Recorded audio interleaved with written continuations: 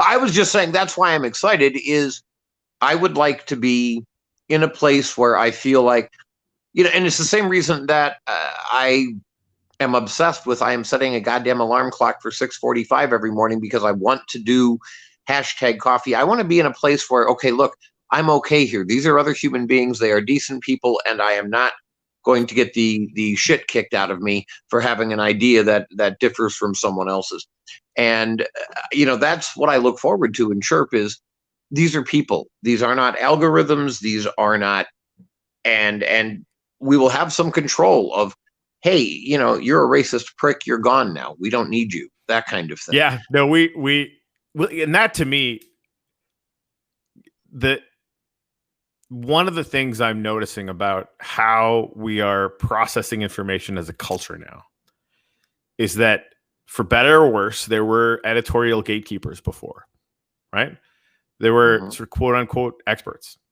And to greater or lesser degrees, they actually were, right? There are journalistic standards that they held to, and not always, but generally speaking, that was a real thing.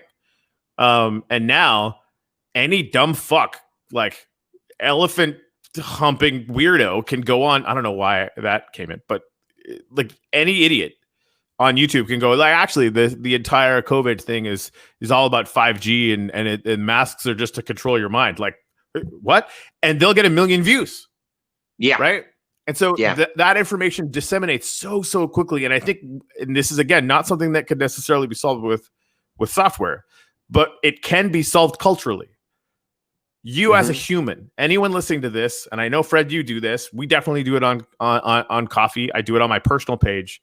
You have complete editorial control where you have it. On your Facebook page, if somebody is spreading shitty ideas, nuke them. This is how I do it. And I'm not even saying that what I'm doing is perfectly the right thing. It's what I've decided to do. Where I have editorial control, I will absolutely exercise it. If you spread a conspiracy theory on my page, we're never talking on, I might warn you once, but you'll never be anywhere near me on social media again. That's just a thing, right? If you come and comment on Coffee and you're an asshole, we'll just get rid of you. Like, I want to have high quality conversations with good information that we're not always going to agree. And that's great. That's how it's supposed to work. But if you're just a fucking racist shithead, no, you don't get to be here. Right. And everyone has to make those choices for themselves. But I implore everyone to start thinking in those terms. Everything that happens on any tiny little slice of the internet that you control, you are tacitly allowing to be amplified, period. Right? And so what we do with that, you have to make your own choice about what we do with it, but be intentional. There's something that, you just touched on that I think is something you might want to consider in Chirp.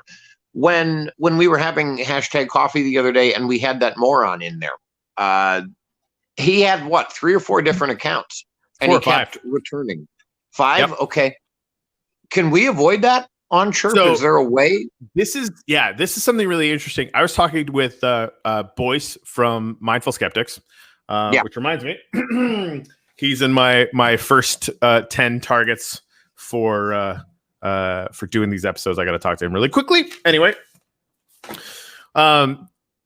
he was talking about KYC. So one of the things, and that's know your customers. So that's basically like, right?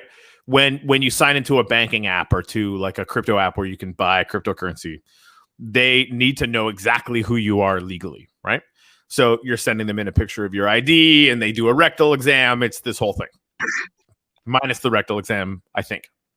So Kurt really wanted to have it so that there was no KYC on Chirp, right? So anyone can sign up. He loves the anonymity of it. He's like a legit hacker, so he's from that world. But what I'm going to be advocating for is a checkmark system. So you can opt in, and it's not going to be a blue checkmark, but it'll be a green checkmark, basically saying like, no, this is who I am, right? I am putting my actual name to this. And then as channel owners, maybe we can decide we might not take people that don't have the green check mark, right? Because then it puts the power in our hands.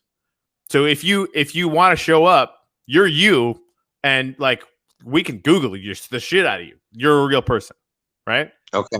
Yeah. All right. Green check mark, blue check mark. Explain to old men. It's not really like the blue check mark is just like Twitter says you're real, right? I don't even really know, like that you're a celebrity, and you know that you're like the real Jenner Zeno account as opposed to a fake one.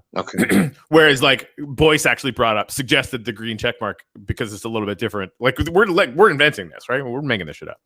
Yeah. That where we could just have the system, and I think it's actually relatively easy to do. You can actually outsource the KYC to some companies that are already working connected to different cryptocurrency or blockchain type outfits and stuff.